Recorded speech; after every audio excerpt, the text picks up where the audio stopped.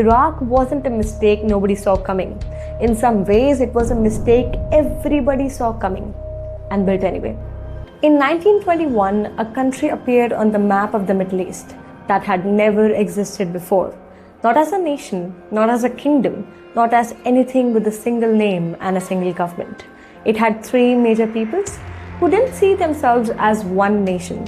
It had a king who had never set foot in it before he was crowned, and its borders were drawn in a large part by a handful of British officials who had never visited most of the territory they were dividing. The country was Iraq, and almost everything that's happened there since the coups, the wars, the divisions that make headlines today traces back to how it was built in the first place. Before there was Iraq, there was Mesopotamia, the land between two rivers, the Tigris and the Euphrates. It's one of the oldest civilizations on earth, the place where writing, law codes, and some of the first cities were invented, thousands of years before anyone called it Iraq. But for centuries leading up to the 20th century, this land wasn't a country at all. It was three separate Ottoman provinces, Mosul in the north, Baghdad in the center, Basra in the south, each with a different ethnic and religious makeup, administered separately with no expectation they'd ever be merged into one state. Then World War I happened. The Ottoman Empire collapsed, and Britain and France sat down to decide what would replace it. The borders of modern Iraq were made in 1921, largely shaped by a British civil servant named Percy, working alongside the famous British politician Gertrude. Britain had been given control of the territory as a mandate from the new League of Nations, officially not as a colony, but in practice, governed almost exactly like one.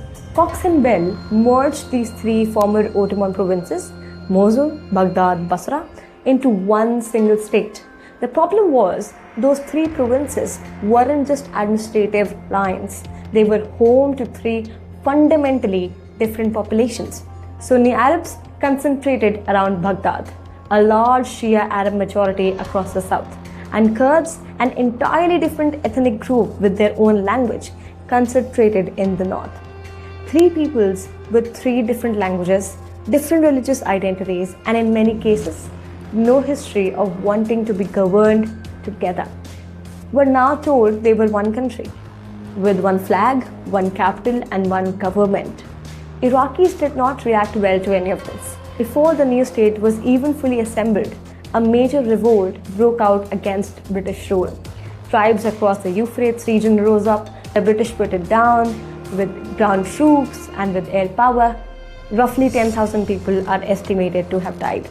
Britain's answers wasn't to rethink the project. It was to make the occupation look less like one. They needed a king, someone with enough legitimacy to rule, but someone Britain could still control behind the scenes. They chose Faisal, a member of the Hashemite family from the Arabian Peninsula, who had led parts of the Arab revolt against the Ottomans during the war. Faisal had no real connection to Iraq. He had never lived there. In 1921, he was crowned the king of Iraq anyway, in a ceremony that one British official privately admitted was closer to a coronation by appointment than an election by the people. It worked, in the sense that Iraq now had a government with an Arab face. But the deeper problem? Three peoples who hadn't chosen to be one nation, ruled by an outside power through a king with no roots there, never went away. Some of those fault lines are still making headlines 100 years later. Take Kirkuk. It sits on enormous oil reserves, and it's claimed by Kurds, Arabs and Turkmens alike, a dispute that goes back to very founding of the state and has never been fully resolved. Or take the Kurds more broadly.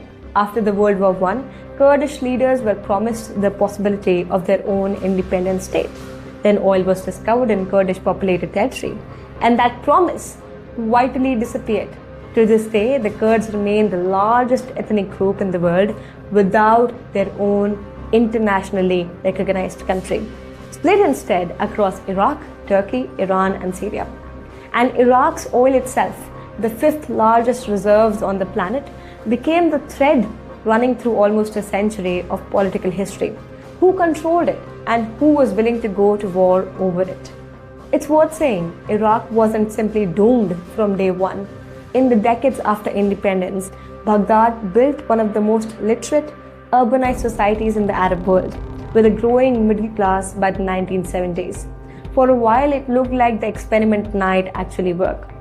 But the underlying design never stopped mattering. A state built by outsiders, holding together communities that hadn't chosen each other, with a monarchy installed rather than elected, kept producing the same patterns: coups, crackdowns, and rulers who governed less through consent than through control.